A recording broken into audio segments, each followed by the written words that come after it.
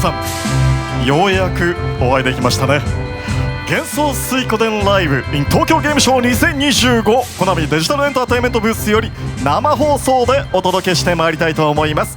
本日の MC は MC の紋章を受けたまりました森一丁です。よろしくお願いいたします。さあ、そしてそして同じく進行を務めます月城ひかです。皆さんよろしくお願いいたします。よろしくお願いします。さらに幻想水湖伝シリーズの IP プロデュース務めます内藤です。よろしくお願いします。よろしくお願いいたします。そうで、初めて見る方もねいらっしゃるかと思いますので、幻想水湖伝ライブ改めてご紹介させてください。幻想水湖伝ライブは今年3月の幻想水湖伝 1&2 HD リマスターの発売を皮切りに、幻想水湖伝 IP の復活を目指して最新情報をお届けしている YouTube 番組です。シリーズね、最新作となります幻想水湖伝スターリープ、アニメ、舞台、そして30周年記念展などなど、今後展開されるこの情報が盛りだくさんでございます。今回で、4回目を迎えますが、定期的に配信していますので、少しでも気になった方はぜひチェックしてみてください。それでは幻想水湖伝ライブスタートです。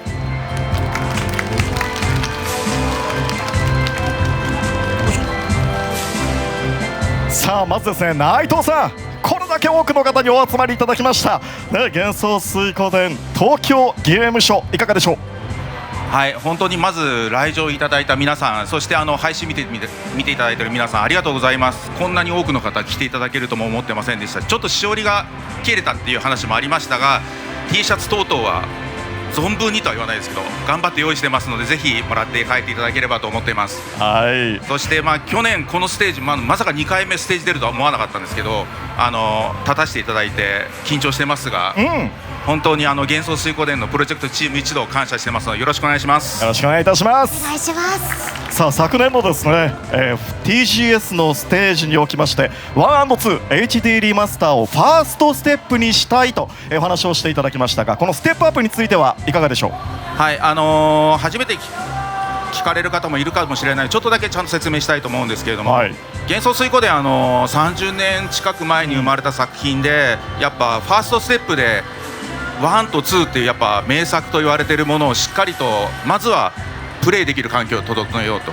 でこれでなんていうんですかね、すごく皆さんやっていただいたこともあって、セカンドステップを発表させていただいただけです。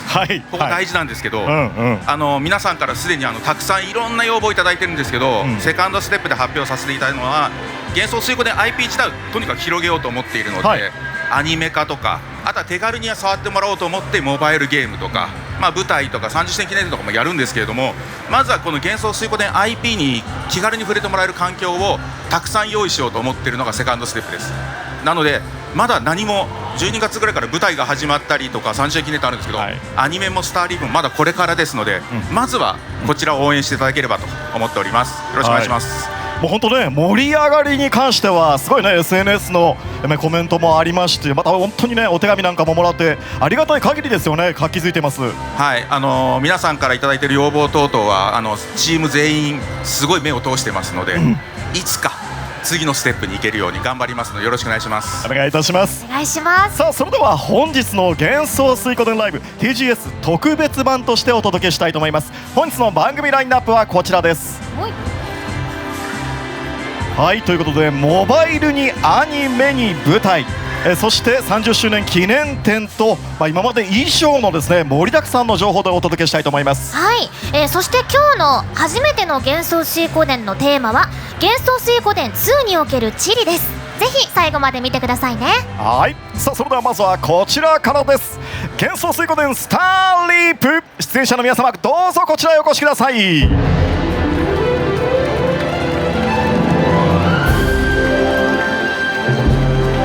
ということで改めて自己紹介をお願いいたします。幻想水湖伝スターリープのプロデューサーをしております藤松です。よろしくお願いいたします。よろしくお願いします。お願いします。ディレクターの竹山です。よろしくお願いします。お願いいたします。さあ、本日ね TGS ということでいろんな方がご覧になっているかと思いますが、藤松さん、このセカンドステップとして、どのような思いで制作されているのかお伺いできますか。幻想水湖伝スターリープはモバイルゲームなんですけども、制作チームとしてはナンバリングを作るぐらいの気持ちで制作に挑んでおりまして、先ほど内藤からもあったと思うんですけども、多くの方に、手軽に触れていただける環境をということで、グローバルでの配信やPC、Steam への対応を考えております。本当ね、たくさん先ほども言ったんですけども、お手紙なんかもね今日始まる前にいただきまして、すごいんですよ。いつもありがとうございます、今日も応援してますと、ありがとうございますね。はい、こういったお手紙なんかもたくさん届いておりますが、いかがでしょう。そうですね、大変ありがたく思っておりまして、今回幻想水湖伝スターリープでは、新たな108世の新たな物語というのを、しっかりと描いていきたいと思っております。はい、で今日はこの TGS で、初めて幻想水湖伝スターリープを知ったといういらっしゃると思いますんで、以前公開したストーリートレーラーを見ながら、今まで公開した情報をちょっとお伝えできればなと思っております。はい、はい、ではご覧ください。どうぞ。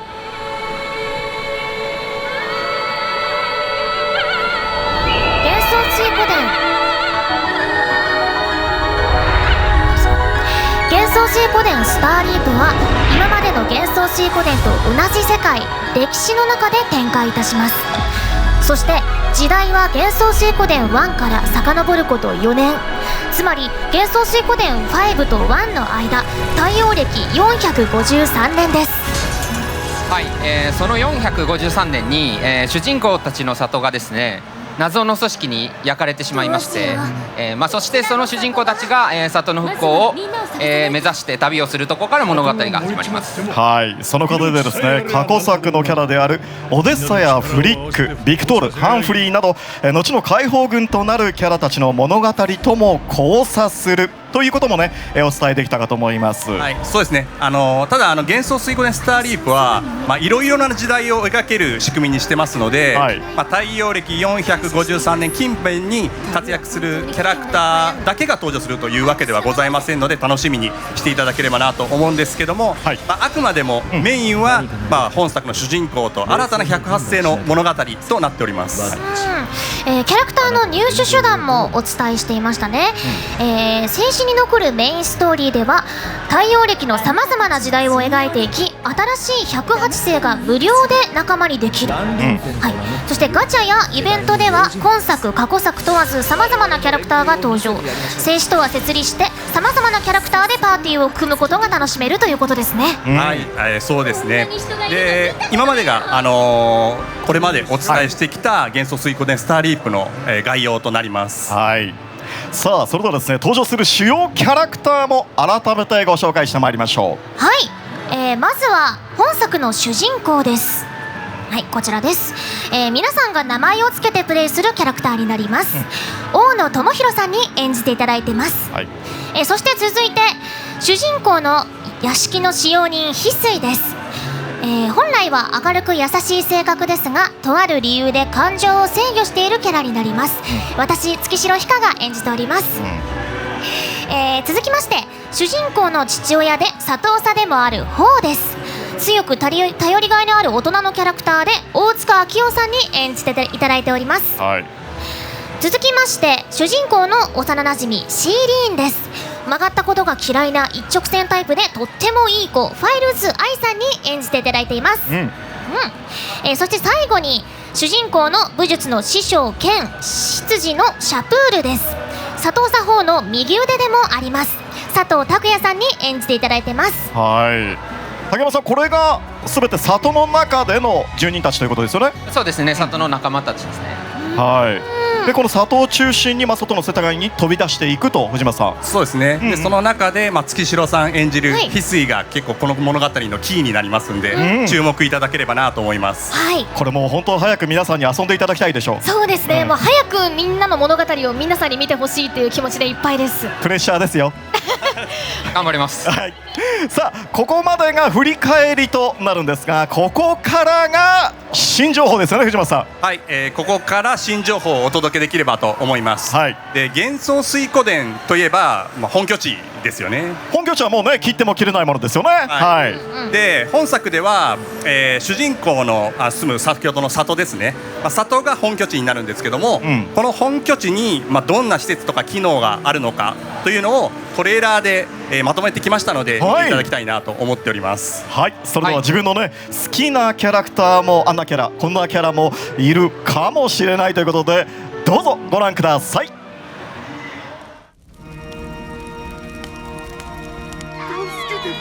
The village is left in ashes after a mysterious assault.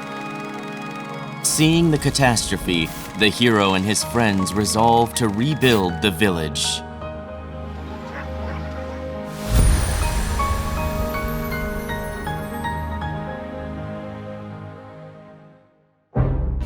Many allies will be needed to rebuild the village.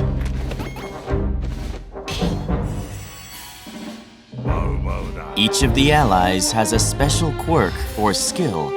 Gain their cooperation to unlock various useful facilities to aid in your journey. Once Shirin, the hero's childhood friend, joins the ranks, the bounty hunt will become unlocked. Accept requests, hunt the bounties, and earn rewards. よし、討伐完了だぜ。待ちくたびれちゃった。Meish, still young but brimming with talent, will open her very own blacksmith in the village. Enhance and craft weapons and armor to strengthen your party. Nije, exuding a mysterious aura, oversees the rune shop. Strengthen your favorite runes here.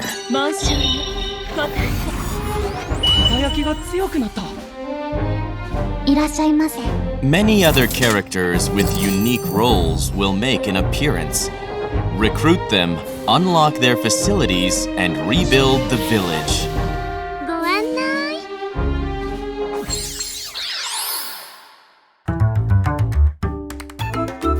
Some of the characters won't unlock any new facilities, but instead will bring a minigame with them. Try them out to obtain resources to enhance weapons or ingredients for cooking.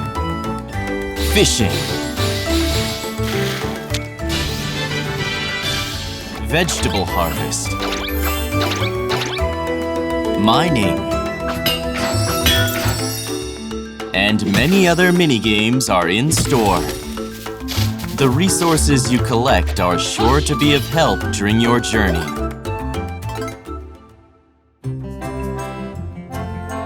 The villagers are spending time in the village in their own ways, and sometimes you may even see them interacting with each other. When the villagers have a problem that they can't solve or a request, they will drop it off into the box of wishes. Grant their wish to gain some curious rewards. 嬉しい。 Use the ingredients you gathered to cook meals for your allies at the kitchen.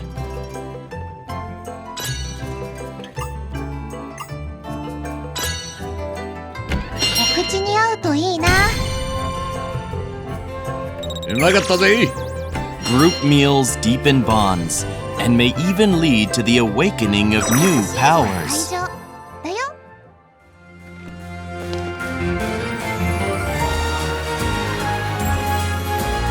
麗しき用心棒ランディンテ剣山。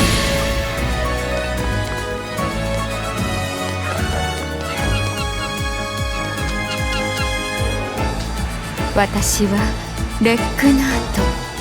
僕はレックナート様の一番弟子ルックさ。よっ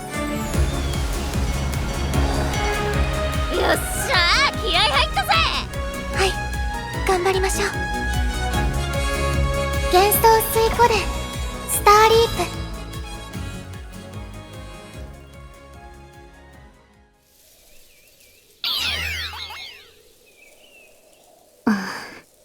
ここは。待てよ、誰かに似てるような。あの大樹、もしかして。はいということで本拠地トレーラー皆さんにご覧いただきました、藤松さん、はい、竹山さんお二人の顔と皆さんの顔のコントラストがすごかったです多分お二人はねこれから生み出したお子様をね子供を皆様に見せるようなすごい緊張した面持ちだったんですけど、みんなのワクワクした顔すごい素敵でしたよ。改めてどうですかこのトレーラーをね皆さん体験してもらって。はい、一生懸命作ってきたものですんで見ていただけて本当に嬉しく思っております。これからキャラクターの紹介するんですけども、施設、今回本拠地を、ご紹介したので、皆さん見てて気になるキャラクターいろいろいたとは思うんですけども、新キャラの本拠地を担っていくキャラクターを中心に紹介できればなと思ってます。わかりました。じゃあ早速、こちらのねキャラクターの方ご紹介いただきましょう。はい、まずはですね、幻想水湖伝でもおなじみの、機能を担当するキャラクターたちを紹介したいと思います。はい、さあじゃあお願いします、月城さん。はい、それではまずは鍛冶屋を担当するキャラクターからご紹介いたします。鍛冶屋を担当するのは名手です。強気な性格ですが実力は確かな鍛冶師の娘さんです。釘宮理恵さんに演じていただきました。そして次は紋章屋を担当するニージェです。ニージェは不思議な雰囲気をまとう謎に包まれた紋章師です。さくらあやねさんに演じていただきました。そしてテレポートを担当するのはシリーズおなじみのビッキーです。ビッキーはテレポート魔法を扱う天然でドジっ子な明るい少女です。小倉優衣さんに演じていただきました。はい、もう声優陣もね豪華ですけど、そうですね、頑張ってブッキングさせていただきました。さあこのお三方についてはいかがでしょう、竹山さん。はい、他にもですね、施設とか機能を担当するキャラクターがいますので、あと3人だけ、はい、施設を担当するキャラクターを紹介させてください。はい、じゃあ月城さんお願いします。はい、では、道具屋を担当するクロエを紹介します。クロエは行商の世界ではかなり顔が知られた優しいお姉さんです。遠山奈緒さんに演じていただきました。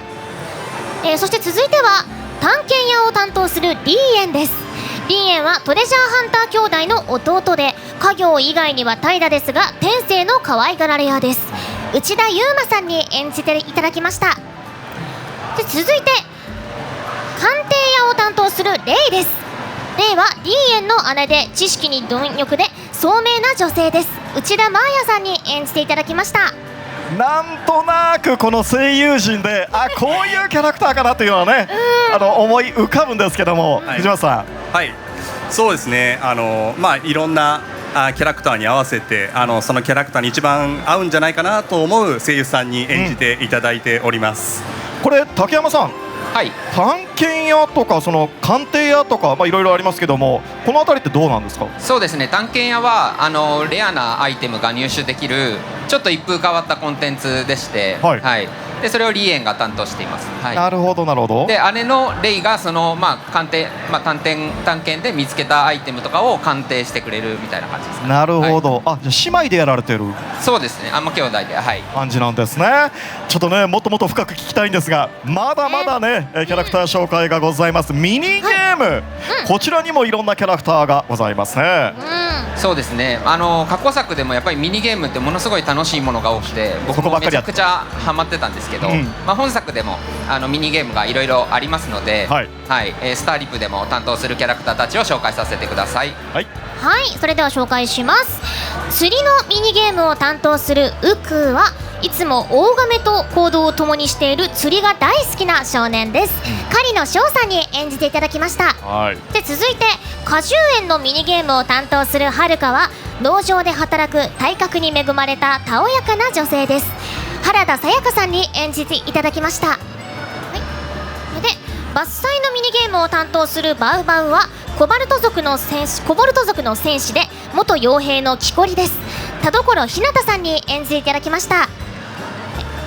狩猟のミニゲームを担当するサフィアは、里近くの森に住み狩りをしているエルフの少女です。園原ありささんに演じていただきました。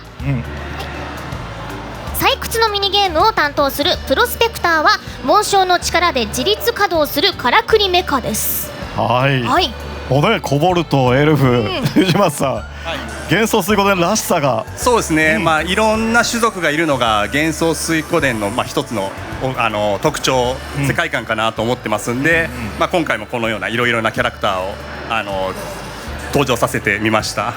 これ竹山さん、ミニゲーム止まらなくなっちゃいますまた。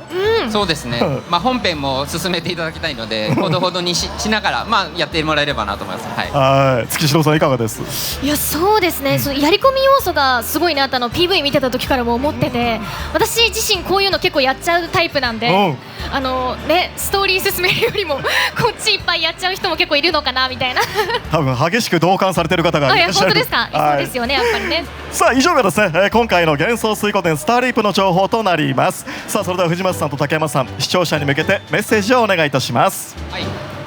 本日は、施設とミニゲームの一部を紹介しました。今日紹介したもの以外にもありますので、ぜひ楽しみにお待ちいただければと思います。応援のほどよろしくお願いいたします。はい、続いて藤松さん。はい、いつも幻想水湖伝ライブのコメントやアンケートにご回答いただきましてありがとうございます。配信日に関してはまだちょっとお伝えすることはできないんですけども、皆さんに楽しいゲームを、提供できるように鋭意制作中ですので、引き続き、応援の方よろしくお願いいたします。はい、ということでありがとうございました。藤松さん、竹松さん、幻想水湖伝スターリープの皆さんでした。盛大な拍手でお送りください。ありがとうございました。内藤さん、制作どんどん進んでるみたいですね。本当に配信日まだお伝えできなくて申し訳ないんですが、本当びっくりするぐらいのスタッフが働いてまして、すぐにいつか本当にもうテストバージョンとかすぐとかじゃないんですか？はい、僕自身は触ってます。スマホでもこれはでもね、もうすごい楽しいんですけど、まだまだなんか詰め込みたい部分とか皆さんにやっていただいたことがあるので、鋭意制作中です。お待ちください。よろしくお願いします。妥協を許さないところをね、皆さん待ってくださいますよね。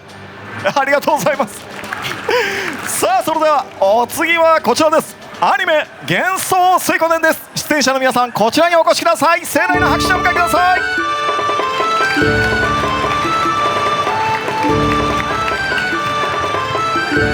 さあ、アニメ幻想水湖伝では監督を務める佐藤雄三監督と幻想水湖伝シリーズ監修隊長の崎山さんにお越しいただきました。改めて拍手でお迎えください。さあ、佐藤監督、一言ご挨拶お願いします。幻想水湖伝アニメーションの、監督の佐藤です。よろしくお願いします。よろしくお願いいたします。崎山さん、お願いいたします。はい、幻想水湖伝のシリーズ監修担当をしています崎山です。よろしくお願いします。よろしくお願いいたします。さあ、内藤さん、アニメ幻想水湖伝いかがですか？はい、すでにご存知の方も多いんですけど、まずアニメ2をベースにしたアニメ化をします、そしてその後ワンクールでは終わりませんよ、主人公と上位の話は描き切りますよ、そして8月には26年に放送します、テレビで放送しますって話まではお伝えさせていただきましたけど、東京ゲームシリーズですので、東京ゲームショウですので言い直さなくても大丈夫新情報持ってきました。はい、ということで早速参りましょう。何からいきましょうか？まずは重要なトピックスとなるメインキャラクターたちを演じるキャストの皆さんを発表したいと思います。特別に駆けつけてもらってますので、お呼びしましょう。さあ、それでは3人の方々に駆けつけていただきました。こちらへお越しください。盛大な拍手でお迎えください。アニメ幻想水湖伝の主人公役に決定いたしました熊谷俊樹さん、上位役に決定しました土屋慎馬さん、そして七海役に決定いたしました日野原あゆみさんです。それではご挨拶を頂戴したいと思います。熊谷さん。はい、皆さんこんにちは。主人公を、務めさせていただきます熊谷俊樹と申します。よろしくお願いいたします。よろしくお願いします。続いて土屋さん。はい、上位を演じます土屋島です。よろしくお願いします。よろしくお願いいたします。続いて日野原さん。はい、七海を演じます日野原あゆみです。よろしくお願いいたします。よろしくお願いいたします。それではじっくりとお話をお伺いしたいと思います。どうぞおかけください。はい、します。さあ、これだけ多くの方ね、ご来場いただいておりますが、内藤さん、まずは皆様を伺って何から発表してくださいますか。皆さん多分気になってる主人公、そのまま主人公って上位が言うのもおかしいので、名前を発表します。名前を噛みましたけど、いやいや、そのぐらい重要なことだというんですよね。本当に小説版のリオとかいろいろ名前いろいろあったと思うんですけど、ゲームの場合は皆さんの名前つけてもらってるんですけど、どうしてもアニメではね名前がないというところで崎山とも相当考えまして、ちょっとそうですね、これまでも主人公の名前はもう皆さんがゲームで開始時につけた名前だけが正解であって、公式では統一した名前をつけずにいつも主人公とか通詞という形で呼んでいたんですが、アニメで新しく名付けるということになりましたので、考えてまいりました。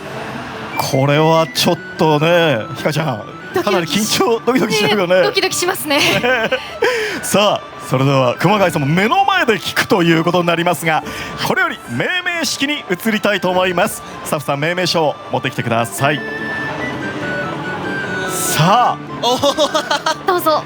何かどこかで見たような景色ですがそれでは命名式始めてまいりましょう。崎山さんをはじめしっかりと考え抜いた名前になります。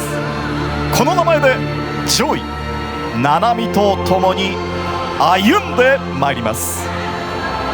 それでは崎山さん、お願いします。アニメ「幻想水滸伝」主人公の名前はリリュ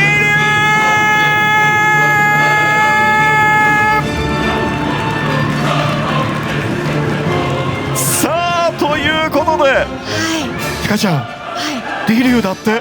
リリュウ、いい名前ですね。いい名前だね。もう一回綴りが見たい。RILIU。そうですね。リリュウですね。ねえ、これ崎山さん、なぜリリュウにされたんですか。そうですね、まずはこの七海上位幻覚と並んで、馴染む名前であること、そして幻想水滸伝独特のその東洋と西洋が馴染んで存在する世界観にふさわしい響きのある言葉ということで意識して、考えました。そして候補を考えているうちに宗師の言葉で、宗師の言葉でリリュウ眼下の玉っていう言葉を見つけて、その解釈の一つが命がけで求めなければ得られない貴重なものの例えということを知って、その言葉からリリュウという名前をいただきました。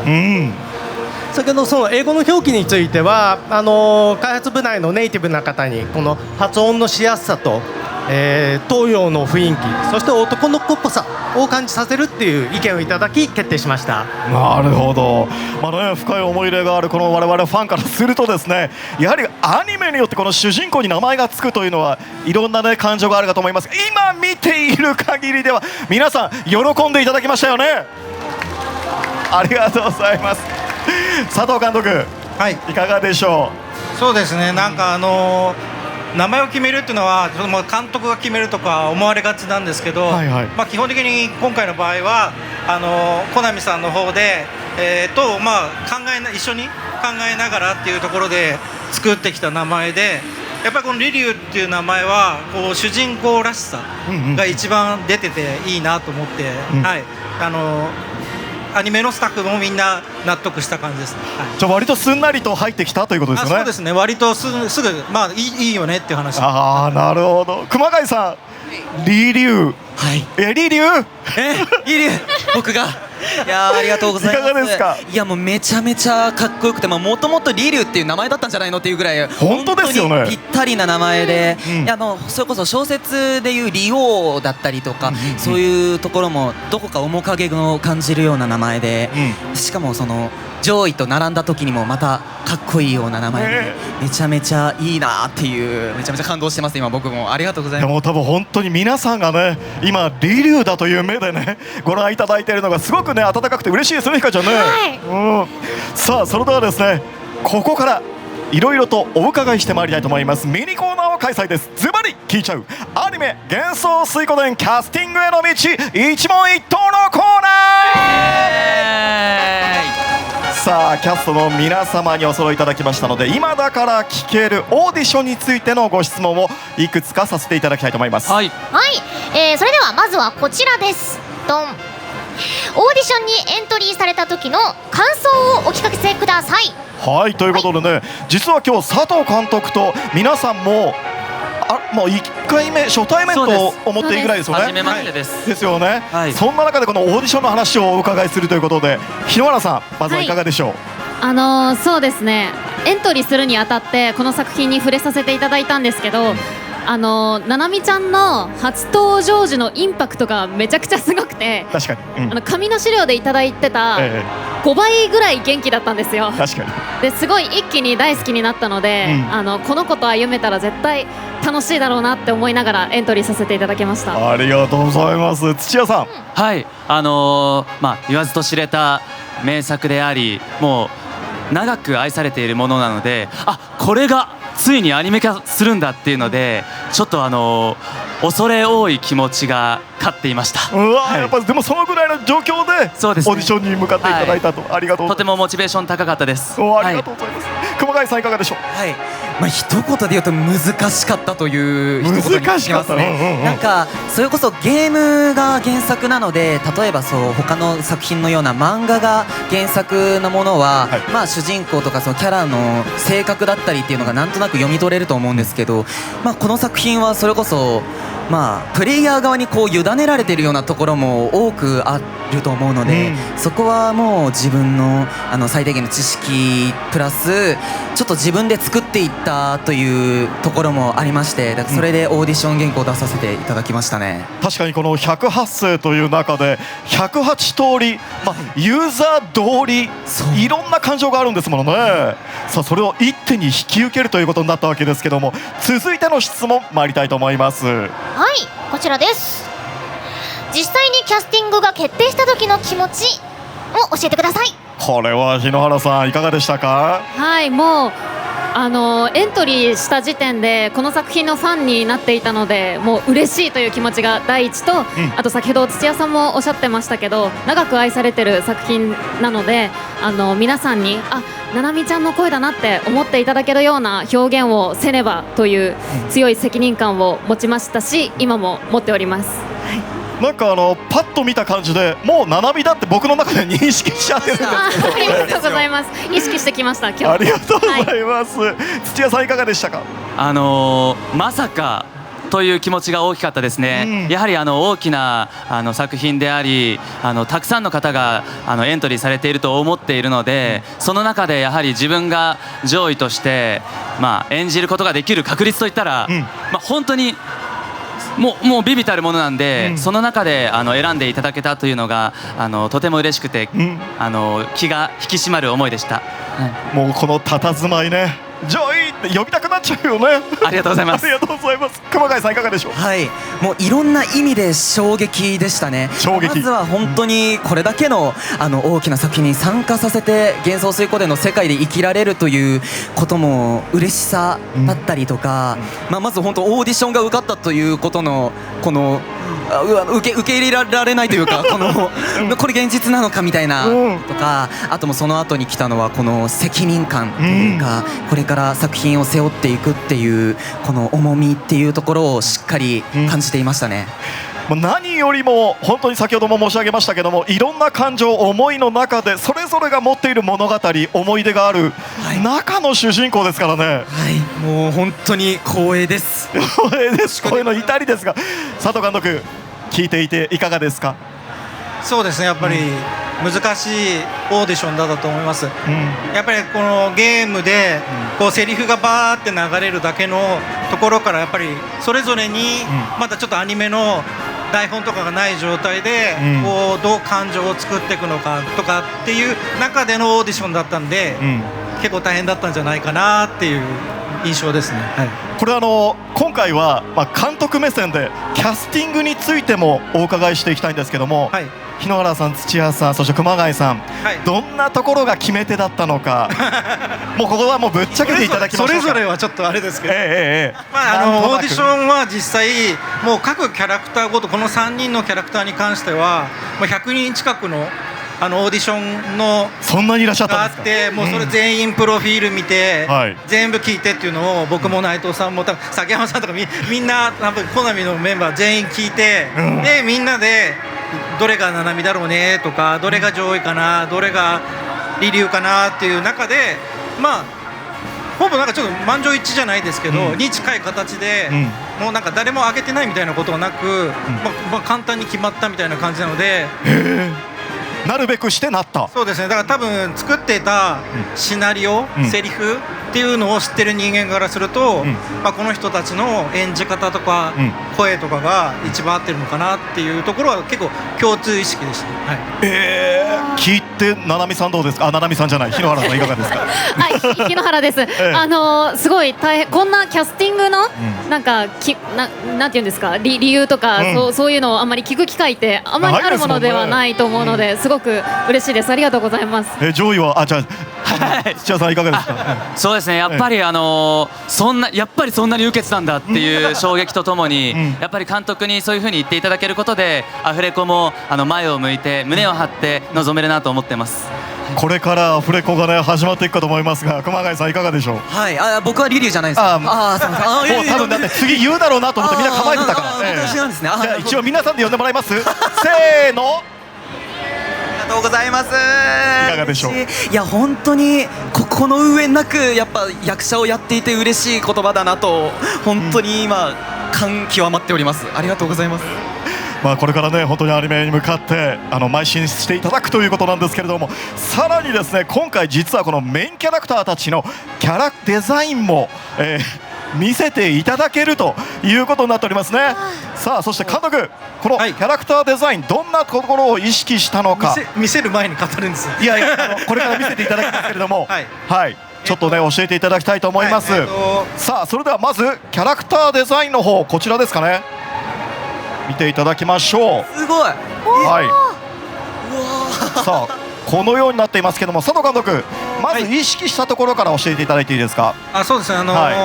ゲームでの石川文さんのキャラクターデザインを原案とはしてるんですけども、アニメのキャラクターのデザインのベースを新しく今回アニメ用にメインキャラ数名だけなんですけど、コナミ社内の新田さんというかデザイナーの方にリデザインしてもらって、でそれを今度は後で発表になると思いますアニメーターの山内亮さんに、アニメデザインに落として込んでもらうっていうような形ですね。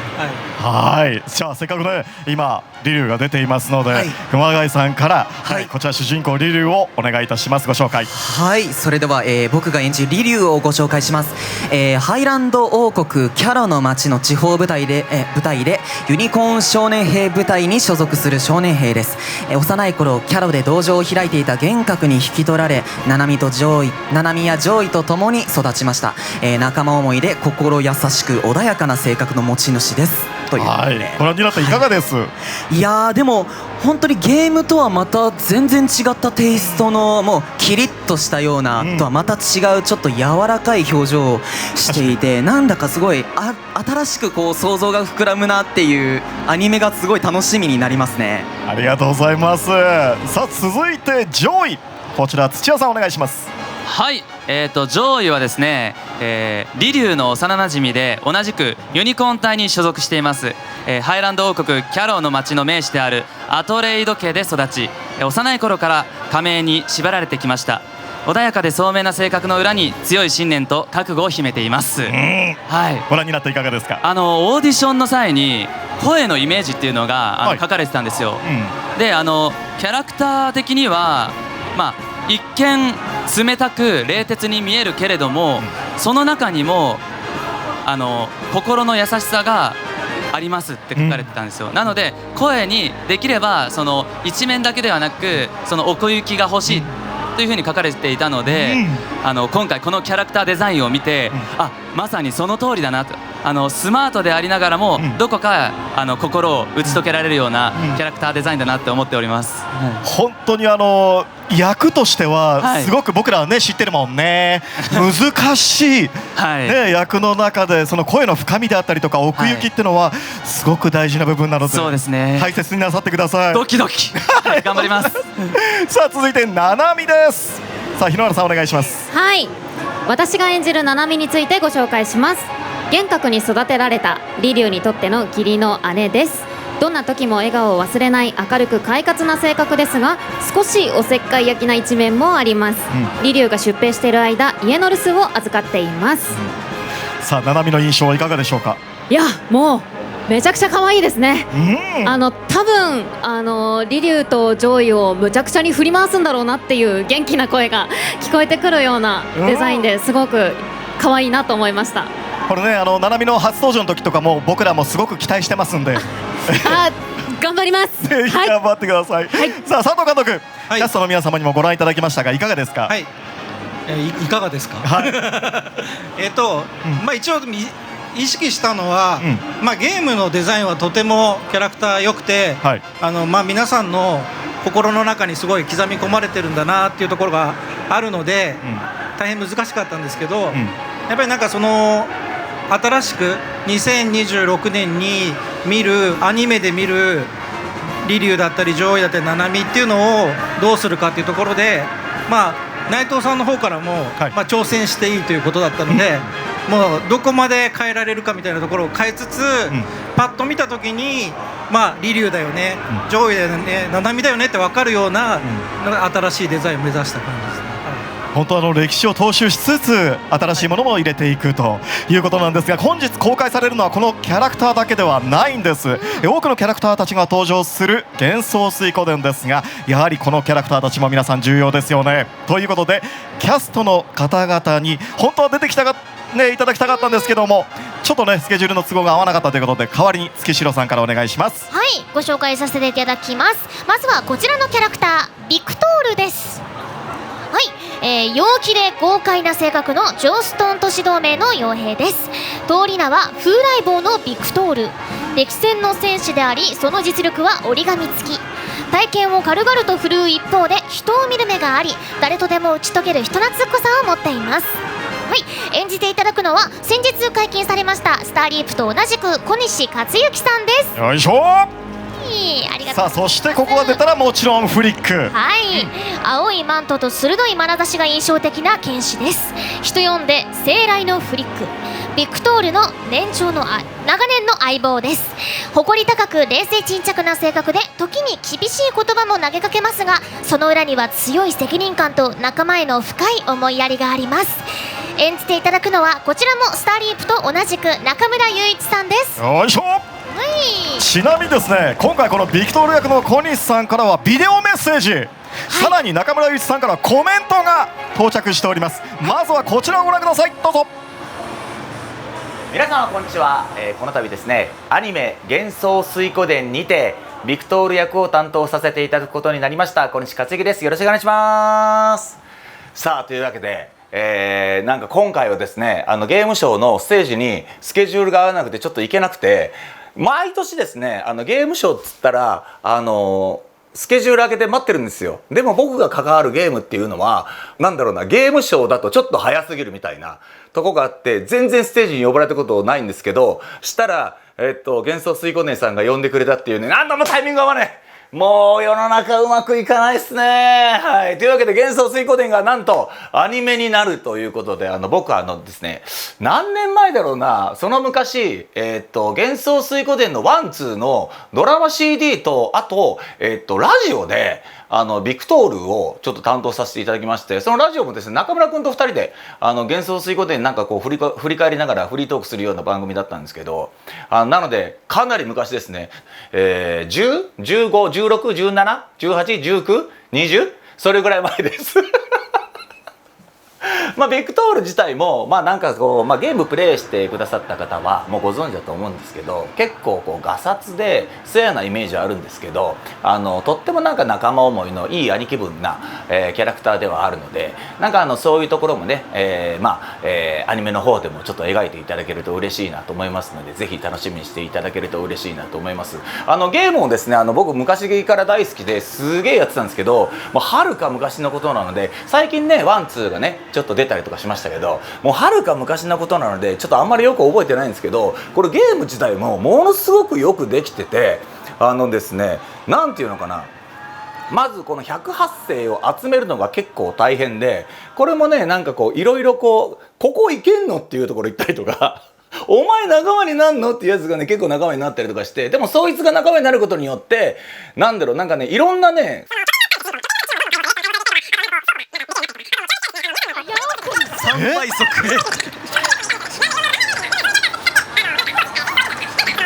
確かに1分メッセージお願いしたんですけどね。まだ喋ってらっしゃる。すごい。どんだけ倍速でそうやってみんなで協力して何かをするっていうのがあって、なんかそのゲーム自体もものすごくよくできてて、まだ未プレイの方いらっしゃったらワンツーぜひプレイしてください。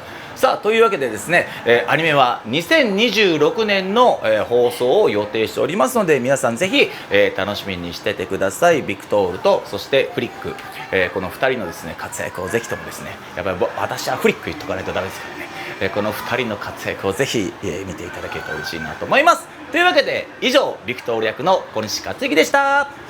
バイバイ。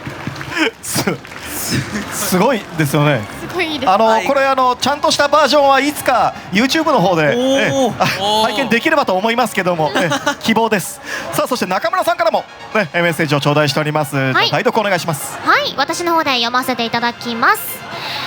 かなり昔にドラマ CD にて演じていただきましたフリックをなんと17年ぶりにまた演じさせていただきます。とはいえ前回はドラマ CD、 今回はアニメーションですから、動き始めたフリックやビクトールたちと出会うのは演者としてもゲームユーザーとしても初めてになります。果たして彼らはどんな表情を見せてくれるのか、そしてどんな物語が待っているのか、あと本当に108人本当に出るなど気になることは皆さんと同じく多いですが、今はまずこの機会を喜び放送を楽しみに待ちましょう。はい、ということで中村祐一さんからのコメントでした。本日は初公開の、キャスト情報は以上となりますが、まだね本当気になる情報がたくさんあるかと思いますが、内藤さん、これまた順次公開ということでよろしいですか？はい、今後順次公開していきたいと思ってます。まず若い3人の方たちがいて、周りにちゃんとした中村さんとかみたいなプロの人たちが固めていくようなキャスティングも含めてお話しできればと。あと先ほどのメッセージは、フルバージョン、YouTube に上げてくれるそうです。本当ですか？よかった。じゃあ熱い思いの部分が聞けなかったからあそこはぜひ聞きたいなと、思いました。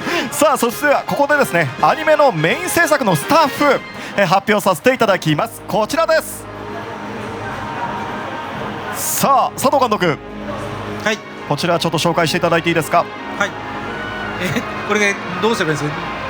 とにかくもうね、まず原作、そして監督、シリーズ構成が土屋さん。はい、土屋さんです。はい。でキャラデザインは先ほどねおっしゃっていました、石川さん、鈴木新さんと山内さん。で音響監督に岩波さんで、音楽に中村さんですね。はい。こちら劇伴さん制作の方に中村浩二さんと、そうです。いうことですよね。はい。中村さんってなんかつながり今まで終わりだったんですか？いや、つながりはないんですけど、今回ゲームの音楽をそのまま使うっていうことは一応しないっていう方針で、キャラクターと同じく新しくちょっと挑戦していくっていう中で、多分その元の音楽の素材も生かしつつみたいな、アレンジ力だったり世界観、幅広い世界観とかそういったジャンルを得意とされてるなるほど中村さんにぜひやってもらいたいなという形で、幻想水湖でこのストーリーと音楽も含めてねこの世界観に没頭できるというのがね、ありますから楽しみにしております。さあということで次のコーナーに移りたいと思います。このチャイムは何なんでしょうか、月下さん。はい、ここからは特別講義を行います。幻想水湖伝作品を解説する初めての幻想水湖伝のコーナーです。改めまして幻想水湖伝 IP 監修担当の崎山さん、よろしくお願いします。はい、ようこそ幻想水湖伝の世界へ。シリーズ初心者にも分かりやすく解説を務めたいと思います。今日のテーマはチリです。はい、アニメ「幻想水湖伝」ではこのリリュウとジョイ、そしてナナミの3人を中心に、デュナン統一戦争の物語が描かれていきます。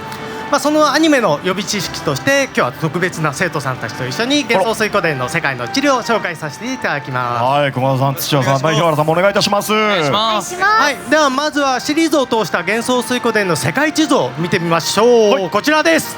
お、よいしょ。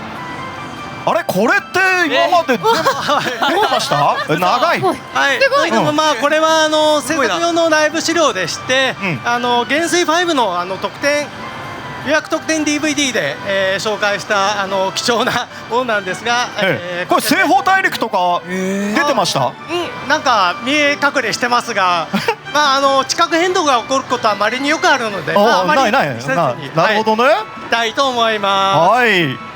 さあちなみに熊谷さん、はい、これ2の舞台となった地域の名前って覚えてらっしゃいますか？デュナン地方ですよね。大正解ですよね。もちろん。はい、ではこちらを見てみましょう。デュナン地方、右上の方ですね。はい、こちらになります。はい、ちなみに月城さん、スターリープで、グレッグミンスター、特別授業でお伝えしましたが、覚えていますか？はい。暁帝国の地続きの北東ですよね。そうですね。はい。このように幻想水湖伝の世界地図、各シリーズ作品もスターリープも同じ歴史を持って、展開していく物語となっています。はい。では次はこちらです。はい、デュナン地方は大きく分けて2つの勢力があります。ハイランド王国と、ジョウストン都市同盟ですね。はい。こちら、都市同盟について、説明の方を津屋さんよろしくお願いします。教科書を読ませていただきます。お願いします。ハルモニア新生国で起きた内乱を鎮めた功績が認められ、ハルモニアから獣の紋章とこの地を賜り建国された軍事国家ですね。ということで、上位たちの故郷のキャロもハイランド王国にあります。こちらですね。はい。そうですね。幼馴染の3人。キャロ、キャロは高原にある場所で避暑地としても有名な場所となっています。はい。さあそして27の真の紋章の一つ、この獣の紋章ですね。獣の紋章。はい。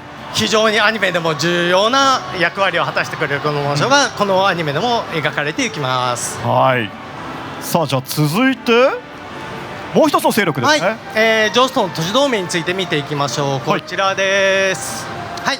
では日野原さん読んでいただけますでしょうか。はい。じゃあ日野原さんお願いします。はい。5都市1騎士団からなるハイランド王国からの侵攻に対抗するための同盟です。また真ん中には後に本拠地となるノースウィンドウの町もあります。はい。ということで、この広大なデュナン湖がこの、ジョーストン都市同盟の真ん中に位置するということで、どうしてもこの各都市っていうのの行き来が、この湖を迂回したりとか船を利用しなければいけないということで、一致団結して敵に当たるっていうことが難しいっていうような地理的な特徴があります。こうやってね見るとこのハイランド王国にミューズとかねいろいろやっぱりその喧嘩してたなというのは分かるというところですよね。やっぱりマチルダとかミューズとかはもうこのハイランドと直接国境を接しているということもあって、どうしても争いが絶えないという場所になっています。はい。さあそして元帥1の、そうですね南、の方には、暁帝国今はトラン共和国になってますね、がありますしその中では門の紋章戦争では、マッシュが、この都市同盟に働きかけてね、攻め込ませたりとかいろいろあったというところですね。はい。さあアニメはですね幻想水湖伝スターリープの物語の予習としてまだね元帥をプレイしたことがないという方いらっしゃいましたら幻想水湖伝 1&2 HD リマスターで体験していただきたいと思います。はい、ありがとうございます。そのような歴史もあって、デュナン地方ではこのさまざまな争いの火種がくすぶり続けていたんですがアニメのこのシーンの、数ヶ月前にある出来事が起こります。森さん、お願いします。このハイランドと都市同盟の間に休戦協定が設けられましたよね。でもう争いは終結したということで休戦から数ヶ月後に起こったある事件からアニメの物語が始まります。このようなね、地理や歴史を持つ舞台で、リリュウ上位7民にとってどんな物語が繰り広げられるのかこうご期待ということで熊谷さん、今日のまとめをお願いいたします。考えますお願いします。ちなみに皆さんついてきてますか？大丈夫ですか？メモ取ってますか？ありがとうございます。わかりました。整いました。お願いします。地理には歴史があり、そして幻想水湖伝の物語につながるといったところでしょうか。どうでしょう。おーありがとうございます。内藤さん、はい、何点ですか？100点です。ありがとうございます。ありがとうございます。ありがとうございます。はい、皆さん本当にねありがとうございました。さあそして崎山先生への質問もひかちゃん募集してるんですよね。はい、そうなんです。どしどしねアンケートという名の目安箱でお寄せくださいませ。はい、また海外からの質問も大歓迎ですので皆さんぜひよろしくお願いします。お願いします。以上初めての幻想水湖伝でした。さあ内藤さん、本日はアニメ幻想水湖伝のコーナーもうこれ濃厚すぎてもう一個だけあります。すいません、長いなと皆さん思われてるかもしれません。お待ちください。そんなことないって言ってます、皆さん。はい、もう一個だけスクリーンをまずご覧ください。はい。うわー、アニメ第3弾イメージビジュアル公開。はい、前回公開したイメージビジュアル非常に好評でしたので、今回物語が始まる、今回主人公の名前決まりましたけど、この2人が始まる直前のシーンをいろんな意味も踏まえて書いてみました。分かる人には分かるかもしれません。本当にあれですよね、物語が指導するこのシーンのリルと女優を描いたとかですかね、そのぐらいは言っても大丈夫ですよね。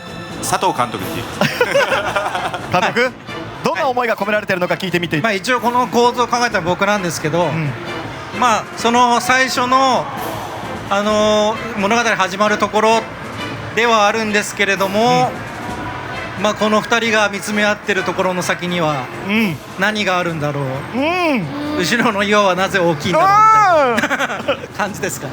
これじゃあテーマ一言で言うと何ですか？上位とリリュウと上位です。のはいらないです。のはいらない。すごい探りたくなる。なんかね、いろんな決意とか感じてますけども、いかちゃんどうですか？いや、この1枚にいろんな意味が込められてるなって思いますね。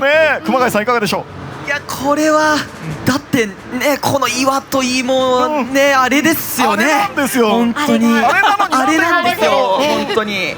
土屋さんいかがですか？あれですよね。あれなんですよ。あれとしか言えないですよね。あれとしか言えないです。そうなんですよ。さあということでですね、ますます期待が膨らんでまいりますが、アニメが待ち遠しくてね、皆さんしょうがないかと思います。ということで本日はアニメ幻想水湖伝の情報はここまでとなります。それでは改めて出演者の皆様からアニメを楽しみにされている皆さんに向けてメッセージを頂戴したいと思います。まずは佐藤監督。出演してないですけどお願いいたします。ちょっとスタッフも発表になって、ここに出ていないスタッフもたくさん今参加されて、もう毎日一生懸命幻想水湖伝のことだけを考えながら働いて寝てって感じなんですけども、ちょっとゲームアニメが始まるまでまだ少し時間があるんで、ぜひゲームの名前をリリュウにしてプレイして待っていていただければなと思います。よろしくお願いします。ありがとうございます。佐藤監督です。ありがとうございます。続いて日野原さんお願いします。はい、先ほども申し上げた通り、この作品に携わることができて本当に幸せだなと思いますし、実際にプレイしてみてこの作品の魅力って深い感情を残さずにはいられないストーリーだとか、あと一人一人のキャラクターがすごく魅力的であることとか、なんかそういったところが面白さの一つかなと思ってるんですけど、アニメーションでも感じ取っていただけるようにナナミとしてしっかり向き合っていきたいなと思っておりますので、この3人のキャラクターがどんな道を歩んでいくのか、ぜひ最後まで見届けていただけたら心強いなと思います。引き続きよろしくお願いいたします。本日はありがとうございました。日野原さんです。ありがとうございました。続いて土屋さんお願いします。はい、改めまして上位役の土屋島です。オーディションを受けてから結果が出るまでに実は熊谷君ととある現場でお会いしまして、その時にでもたくさん人がいたんで仲良くなる人数じゃなかったですよね、行き過ぎてね。でもなんか意気投合して絶対どこかで一緒に共演したいねって言った次の日にオーディション結果が来て、でキャストでリリュウが熊谷君で上位が土屋でっていうのが分かったんで、僕はなんか個人的にですけど巡り合うべくして巡り合ったなっていう感じがするので、早くアフレコをやりたいなって思っております。胸熱。そうなんですよ。素敵ですね。運命ですね。とても愛されてきた作品なので、そういった思いも一生懸命こう、背負って、アフレコに臨みたいと思います。引き続きよろしくお願いいたします。ありがとうございます。皆さんでした。ありがとうございます。熊谷さんお願いします。はい、改めまして主人公そしてリリュウ役の熊谷俊樹です。本日はご来場そしてご視聴ありがとうございます。本当にこの目の前に幻想水湖伝ファンの方々がいらっしゃるとやっぱ本当にこっちもすごい感極まるというか感動しますね。本当に数多くの方々に愛されてきた作品なので本当に心から光栄に思っております。その分やっぱり責任感だったり緊張している気持ちはとても大きいんですが、その気持ちも、パワーに変えて、皆さんの元帥ファンの方々の期待に応えられるよう、精一杯努めてまいりたいと思います。よろしくお願いいたします。ありがとうございました。ありがとうございました。ありがとうございました。まだまだね話聞きたいところありますけども、幻想水湖伝ライブこれからもまだまだで続いていきますので、その際にどんどん聞けたらと思いますのでよろしくお願いいたします。よろしくお願いします。ありがとうございます。さあそれではここでお知らせです。さあそれでは、出演者の皆さん盛大な拍手でお送りください。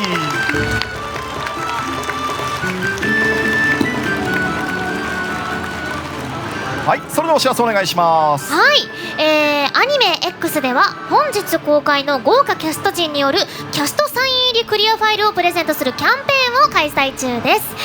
そして公式ホームページにも本日、開設いたしました。ぜひチェックしてみてください。はい、ということで以上アニメ幻想水湖伝のコーナーでした。はい、ありがとうございました。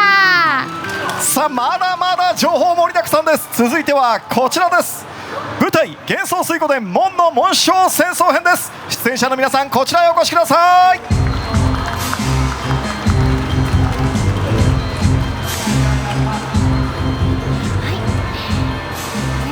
舞台幻想水湖伝門の紋章戦争編では、プロデューサーの岩崎さんに来ていただいております。よろしくお願いします。よろしくお願いします。はい、株式会社フロンティアワークスの岩崎です。よろしくお願いいたします。お願いいたします。さて内藤さん、舞台についてはいかがでしょう。着々と準備が進んでいます。着々と、はい、12月に東京と京都のもうチケットの方もね皆さんに販売していますが、はい、ぜひ広げていきたいと思ってます。よろしくお願いします。お願いいたします。お願いします。もう本当ね、あと舞台まで2ヶ月というところなんですけれども、新情報をお伝えできればと思いますが、舞台これ何を教えてくださいますか、内藤さん。これも引き続きやっていいですか。どうぞ。主人公の名前。お、そうか、そうなんですよ。やっぱ舞台でも、なんか主人公っていうのもおかしいですし、確かにちょっとこれも同じように崎山も含め相当考えましたので、ちょっと発表させていただければと思います。わかりました。それでは命名式に移りたいと思います。スタッフさん命名書を持ってきてください。ちょっと緊張するね。本日2度目の命名式でございます。それでは始めてまいりましょう。アニメと同様、崎山さんはじめしっかりと考え抜いていただいた名前になります。もうね、舞台では坊ちゃんだけではなくこの名前が大きく呼ばれることでしょう。それでは崎山さんお願いします。舞台幻想水湖伝門の紋章戦争編、主人公の名前はリアン・マクドールに決定。さあということで、これなぜリアンにしたのか、 REAN ね、マクドールということなんですけども、そうですね、崎山さん、はい、マクドールってちょっと洋風の重めの名前に合うものというところでリアンという名前に決めました。このリアンというのはフランス語で何かと何かをつなげるっていう意味を持ち、さらに絆という意味を持ちます。2主人公のリリュウと同様にその東洋と西洋の両方の雰囲気を持ち、親和性のある名前として名付けました。スペルはライアンとかリーンとかいうふうにも発音しそうだったので、日本語の発音に近く発声していただけるように REAN でリアンとしました。なるほど。さあそしてですね、この真ん中の席がなぜか空いている岩崎さんがなぜこの手前に座らないのかというところで、実はリアン・マクドール役の岡村直樹さんが坊ちゃんの衣装に身を包み来てくださいました。盛大な拍手をお迎えください。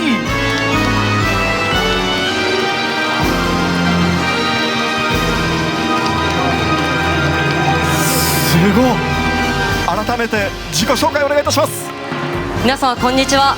主人公リアン・マクドール役の岡村直樹です。よろしくお願いします。よろしくお願いいたします。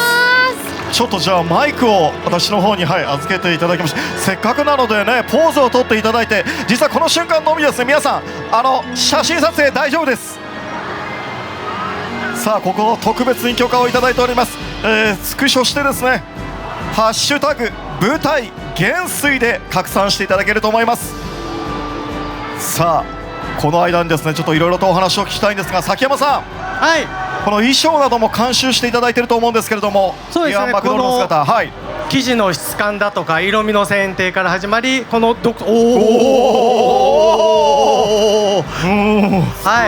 このシルエットをどうやってこの今の動きみたいな形で舞台上でその邪魔をせずに制限することなくどう仕立てるかというところで、舞台の関係者の現場のスタッフの方々と一緒に、このこだわりが結集して最高の坊ちゃんがこの現実世界に誕生してくれたと思います。むちゃくちゃかっこいい。これちなみに岡村さん、左見てください。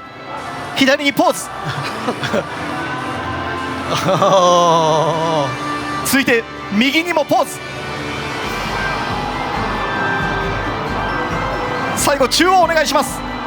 ポーズ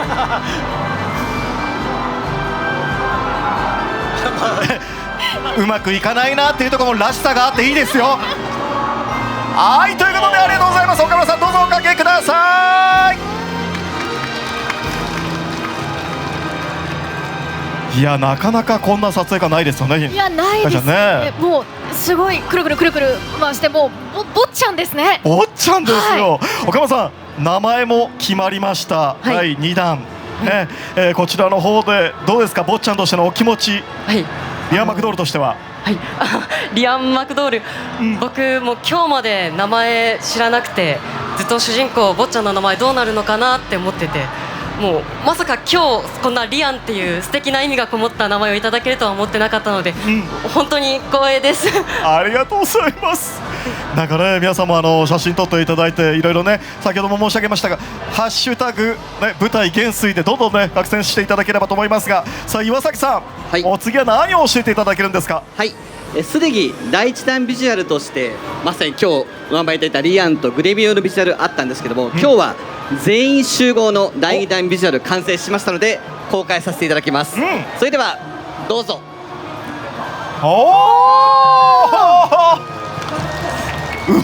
すごい。これどうですか、岡村さん見て。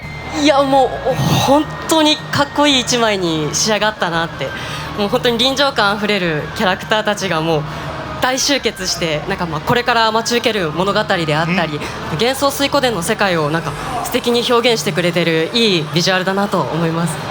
もうね、元帥ファンの皆様は言わずもがな、この人とこの人がああなってこうなってこうなるわけだよねなんていう話をね、今もうその中で広がってるかと思いますけれども、改めてこの舞台に向けていかがでしょう。いや、もう本当に着々ともう衣装が完成されたり、それこそお名前をいただけたり、なんかもう本当に12月がもう待ち遠しくてワクワクしてます。本当ですよね。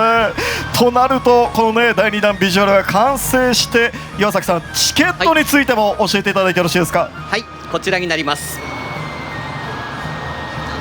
すでに先行販売でご好評いただいておりますが、今日まさに TGS ということで TGS 先行チケットも発売されることが決定いたしました。抽選受付期間は本日13時半より10月1日23時59分までです。プレミアグッズチケットは1万4000円、一般チケットは1万1000円、どちらも全席指定となっております。これ放送終了後ですね。抽選受付開始ということで、ちなみにプレミアムグッズっていうのはどんなグッズになるんですか。オリジナルフォトフレーム&ビジュアルカードセットということなんですけれども、ちょっと今日試作品なんですけれども、実は現物をちょっとお持ちしておりまして、こちらオリジナルフォトフレームとなっておりまして、フォトフレームは公式サイトでデザインも公開しておりますので、ぜひ見ていただければと思います。でビジュアルカードはまたコナミさんから頂戴したおなじみのデザインであったり、舞台の方はまさにここだけでしか手に入らないオリジナルデザインになっておりますので、ぜひこちらでお求めいただければと思っております。岡村さん、もしかしたらね、今撮っていただいた写真がそちらのフォトフレームに入るかもしれませんけどいや、ちょっとお恥ずかしながら、嬉しい、それだと嬉しいなと思います。なんか見てるとね、喋ってるとどんどんぼちゃらさが出てくるでしょ改めて他のキャストの皆さんとはもうお会いになられました？そうですね、和田さんと山田ジェームズさんとは前回コナミチャンネルでご一緒させていただいて、もう本当に緊張している僕になんか優しく話しかけてくださって、もうなんでしょうね、もう舞台でもしっかりなんか頼りつつ、なんかいい舞台が作れたらいいなと思えるお二人でした。こんなに今ね、素敵に物腰柔らかく喋ってらっしゃるのに、舞台になってその舞台が進行していくにつれて成長する姿も僕ら見ていきたいですよね、内藤さん。ぜひそこを楽しみにしていただいて、彼の成長と、あと周りにいるその和田さんはじめとした本当にすごい役者さんたちで固めてるはずなので、見てもらえればな、見たいなと。僕はまだ何も見てないですし、これからいろいろ見ていきたいと思います。はいということで、本当にね、お忙しい中ありがとうございます。舞台情報は以上となります。どうぞご起立ください。さあ、それでは皆様に向けてメッセージを頂戴したいと思います。岡村さん。はい、今回主人公という役をいただいて、本当にもうこうやって東京ゲームショウにも呼んでいただいて、本当にもう光栄でもう感極まっている僕なんですけども、もう本当に今回素敵なキャスト、そして演出家の中屋敷さん、そしてもう素敵なスタッフが揃ったので、もうその素敵な仲間たちと手を取り合って力を合わせて素敵な舞台を作りたいと思いますので、12月ぜひ劇場までお越しください。引き続き頑張ってまいります。ご声援のほどお願いいたします。よろしくお願いします。ありがとうございます。ありがとうございました。最後に岩崎さんお願いします。はい、今まさに坊ちゃんが伝えてくれましたが、幻想水湖伝という最高の人間ドラマを生身の人間が演じる演劇として表現する意味みたいなものをぜひ皆様劇場で見届けていただけたらと思っておりますので、本日お集まりいただきのお客様、配信のお客様、ぜひ劇場でお待ちしております。よろしくお願いいたします。ありがとうございます。岡村さん、岩崎さんでした。盛大な拍手でお送りください。ありがとうございました。もうね、近くの人は見えたかもしれないけど、坊ちゃん手がまだ震えてるね。そんな状態からどんどん成長する姿見たいね。はい、ということで最後に概要をおさらいしておきましょう。月城さん。はい、舞台「幻想水湖伝門の紋章戦争編」は2025年12月に東京、京都の2都市で公演を予定しております。はい、楽しみにしております。はい、お次はこちらです。シリーズ30周年記念幻想水湖伝 1&2 展幻想博物館ということで、館長こちらにお越しください。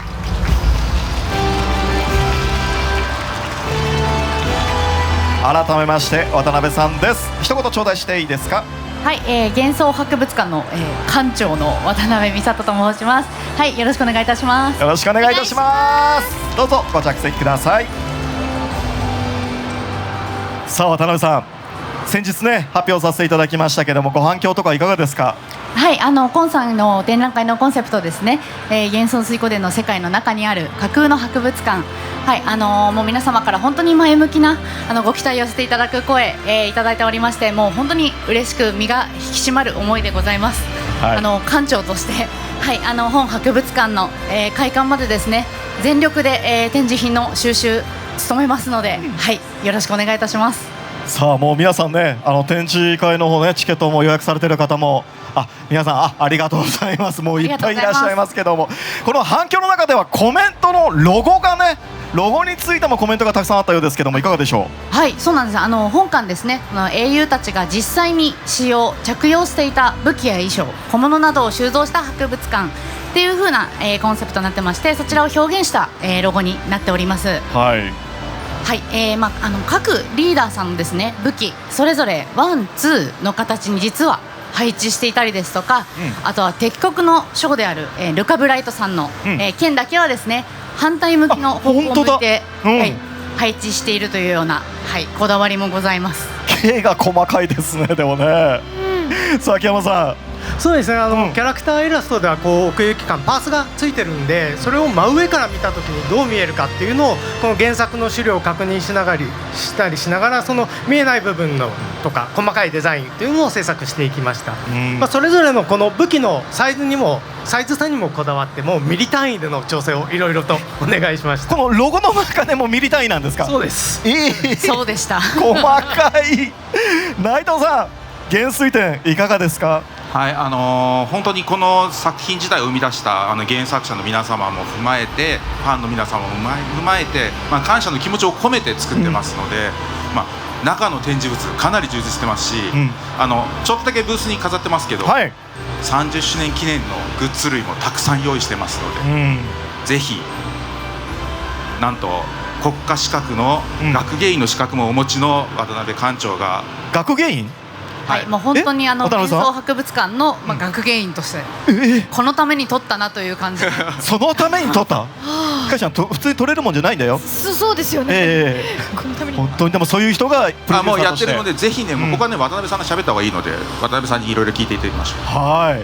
さあ前回ですね、こちらの展示内容の解放軍のリーダーと、あと新同盟軍のリーダーの頭飾り、こちらがブースでも飾っているということなんですが、今日は別の展示内容についても教えていただけるということですよね。はい、たくさんのですねご期待の声寄せていただきました。はい、展示費の内容の、等身大のキャラクターの立像につきまして、はい、本日1体だけなんですけれども、はい、発表させていただきます。等身大？はい、本館ですね、幻想水湖殿の世界の歴史を学ぶことができるというところの博物館でもございますので、はい、長い戦いの道のりを学ぶ上で欠かせないこの方、ルカ様。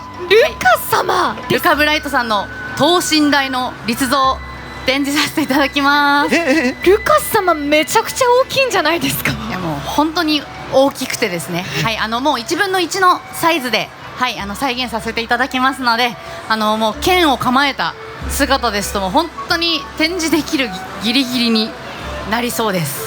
これ一緒にじゃあ写真撮れるですよね。T シャツを着ていただければ、いろんな格好で皆さんが撮りたいシーンが、シーンを表情の方にもね、注目していただいて、なるほど。これひかちゃん、すごそうですね。それも撮りに行きたいですね。撮りに行きたいですよね、まずはね。シーンを再現したいですよね。自分で。さあ、そしてですね、さらに今日この幻想博物館の初出しグッズについても発表していただければと思うんですが。はい、では月城さん、情報の方お願いしてもよろしいでしょうか。はい、それではまずはトラン共和国メーカー坊ちゃん団子うつぼやコラボレーションです。トラン共和国で愛されている解放軍リーダー様のカラーリングのお団子です。はい、当館ですね、交易も頑張っておりましてトラン共和国様から仕入れさせていただいたということで、はい、こちらのお団子も、はい、発売させていただきます。はい、すごそうですね。これね、お土産にもぜひ皆さん持って帰っていただきたいですね。はい。ということでお次はこちら、英雄たちを身近に感じられる商品ということで複数の書き下ろしイラストによるグッズです。はい、英雄たちを、はい、もっと身近に感じていただけるようにということで、もう本館のお土産用のイラストとして書き下ろしをいたしました。このイラストをですね使用したグッズ、複数予定しております。お楽しみにということで、はい、このイラストでいろんな展開があるってことですか？はい、なるほど、用意しております。はい、いいですね。はい、ということでお次はこちら。何これ？もう一つの書き下ろしイラストで、ブラインドおまけ風シール全15種ということですね。はい、ワン、ツーの主人公さん、リーダーさんと、ルカさんは、キラのシールになっております。絶対キラだと思った。はい、ということでお次はこちら、アクリルスタンドです。英雄たちの勇姿をいつでも手元に置くことのできるアクリルスタンドは解放軍リーダーさん、新同盟軍リーダーさんは各2種類ずつ、その他メンバーについては後日お知らせいたします。その他メンバーもある？はい、たくさん予定しておりますので、すいません、もうちょっとだけ発表までお待ちください。わかりました。楽しみです。そしてお次はぬいぐるみですが、なんと制作途中のものがあるということで、は今回持ってきてもらいました。悪い悪い。なんかついてる。ちょっとここに来るまでにバトルしたんでしょうねきっと。風船がちょっとフリックさんについてしまったようで。ついてしまったなんてわけがあるか。ごめんなさい、針を持ってなくてこのままでお届けさせていただきます。はい。はい。すごい可愛い。ちょっと僭越ながらここに置かせていただきます。すみません。僭越ですね。ありがとうございます。はい、素敵ですね。はい。ということで次はこちら。物語を彩る美麗なイラストを描いた川野純子さんと石川文さんお二人の作品を復刻いたしました。祝星が輝く悠久なる星空を表現した特別仕様のバインダーに、4つの真の紋章のピンズも収録した豪華な限定版のスペシャルセレクションボックスです。ピンズがついてる欲しい。欲しいですね。そしてさらには、複製原画も予定しております。美麗なイラストを高精細に出力し高度なカラーマネジメント技術により原画の色彩やニュアンスを忠実に再現いたしました。30年の歴史を紡いできた幻想水5段の世界をご自宅で鑑賞いただけるコレクションアイテムです。素敵ですね。そして、復刻版カードストーリーズ複製原画は幻想水湖殿ブースで制作中の商品サンプルを展示していますのでぜひ見に来てください。はい、今回なんとぬいぐるみの、すみません、ちょっとパネルですが、この後、ブースに展示させていただきますので、はい、そちらもよろしければぜひご覧ください。これ内藤さん、複製原画とかってかなり大きいんでしょう？いや、本当の原画のサイズから取ってるので大きくする、わざわざこんな大きく伸ばすというよりは、ちゃんと飾れるもので、ただこれちゃんと飾れるやつを、ただすごい、今名前言っていいかちょっと分かんないんですけど、すごい大手のすごいしっかりとしたところに、全てちゃんと作りなってもらって、はんですか？はんエンサスですか？はい、ありがとうございますということでね、一覧でこれが出ていますけれども、本当に盛りだくさんで、これが一部ですか、渡辺さん？すみません、本日ちょっとすべての商品、ご紹介できずにすみません、本当に申し訳ございません。今後ですね、本博物館の、公式ホームページや X でお知らせさせていただきますので、そちらぜひチェックしていただければと思います。はい、もうね、多分皆さんの心の中では私あと何ぼっち用意すればいいんだろうなっていうねで、その公式 X ですね、こちら東京ドーム市内で今広告も放映させていただいておりまして、このような広告の情報もお伝えしておりますので、ぜひフォローお願いいたします。これSNS で皆さんたくさん上げていただいてね、崎山さん、たくさん上がってくるこの動画すごく嬉しくないですか？そうですよね、やっぱドットはもう本当に迫力満点でね、びっくりでしたし、グッズの方も今監修の方いろいろと公益が盛んなようで、公益に対して、さあということでですね、グッズについては以上となりますが、チケットの一般販売が決定したんですよね、渡辺さん。はい、こちらになります。10月6日の18時、月曜日からですね、販売開始となります。一般販売からはですね、お申し込み順の先着になりますので、ぜひお早めにお買い求めいただければと思います。はい、まだねチケットも気になるんですが、これちょっと気になったんですけど、なんかコラボ企画がもう決まったとかなんとか。はい、こちらになります。はい、会場の、ギャラリーアーモの、もう本当に向かいに徒歩1分ですねホテル、東京ドームホテルとのコラボルームが決定いたしました。はい、こちらもすいません、ちょっとありがとうございます、予約情報等ですね、すいません、こちらももう少しだけお待ちいただければと思いますので、詳細は後日、幻想博物館の、公式ホームページ X にてお知らせいたします。もう少々お待ちください。ありましたということで、シリーズ30周年記念幻想水光殿 1&2 展幻想博物館の情報は以上となります。それではご起立ください。館長の渡辺さんから視聴者の皆さんに向けてメッセージをお願いいたします。はい、博物館のオープンまでですね、全力で英雄たちの、収蔵品の収集務めてまいりますので、今後も本館の公式ホームページ X ぜひ、ご確認ください。追加情報を発信させていただきます。グッズもまだまだたくさんありますので、ぜひご覧ください。本日もありがとうございました。はい、ということで渡辺さん、そして崎山さんもここでありがとうございました。盛大な拍手でお送りください。ありがとうございました。うわー、縫い欲しいな。欲しいですね。さあ最後にね、概要を振り返っておきましょう。さあじゃあ月城さんから2025年の12月6日から開催ということですよね。ははいそうなんです、前期後期で展示の入れ替えもありますので皆さんぜひご来場いただければと思います。はい本当ね、長い時間1時間半です。皆さんね立ちっぱなしでお付き合いいただきまして本当にありがとうございます。まだまだ盛り上がる情報はね隠してますよプロデューサーが、ぜひねこれも後ほどねどんどん聞いていきたいと思いますけれども、はいさあそして各公式はい、X では、本日の情報のリマインドそして随時新しい情報もポストしてまいります、ぜひぜひフォローよろしくお願いします。はい今回の情報まとめです。こちらです。さあ幻想水湖伝スターレイプアニメ幻想水湖伝本当にねキャストの方も来てくださいましたけども、そうですね、ひかちゃんどうでしたか？いやーなんか本当にこう皆さんが前にいてこう実際に皆さんの反応を目で見られたのが個人的にすごい嬉しいなと思って、ね、これから楽しみですよね。幻想水湖伝いろんなものが始まりますのでね、これからも楽しみにしていただければなと思います。はいさあそして今回の TGS 現地会場の幻想水湖伝コーナーもう皆さんね来ていただいたかと思いますがノベルティの方を、配布しております。配信をご覧になった方もですね明日までやっておりますので足を運んでいただければと思います。こちらがなくなり次第終了となりますが内藤さん持っていただいているのははい、うちわになります。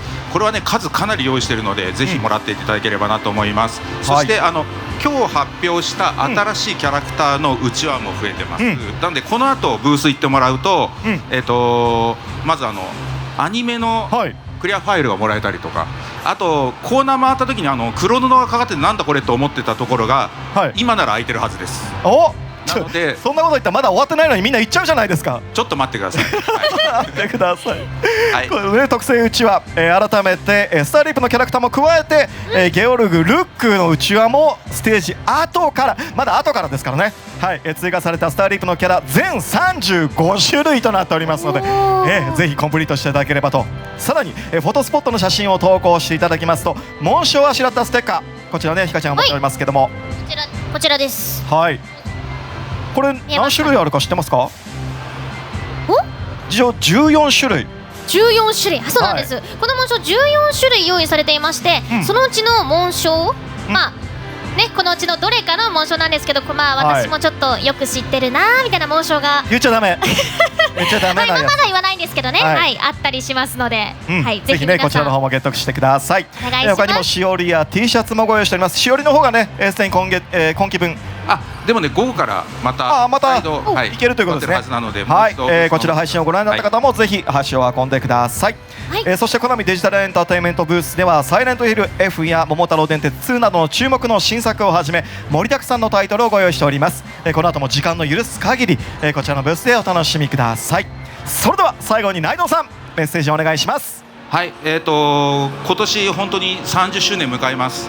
でセカンドステップの話はさっきしたんですけどもういっぱい用意しているのでぜひもうここにいる方はもうすごいファンだと思うんですけどどんどんいろんな人に広げていっていただいて次のステップ踏めればと。もちろんサードステップには考えてます。ただ全然発表するとかの前にセカンドステップをしっかり踏んでいきたいなと思っているのでぜひよろしくお願いします。なんだかねサードステップはじゃあもう新作なのかな新作なんじゃないのとなんか早く発表しなさいよなんてね皆さんも思ってるかと思います。これをねセカンドステップをまず足場を固めて皆さんに楽しんでいただいて次のステップに行くということなので、ぜひ皆さんもご期待ご協力をお願いいたします。以上で幻想水湖でのライブ@TGS 終了となります。配信をご覧の皆様そして1時間半本当にね、ご起立いただいてご覧いただいた全ての皆様本当にありがとうございました。ありがとうございました。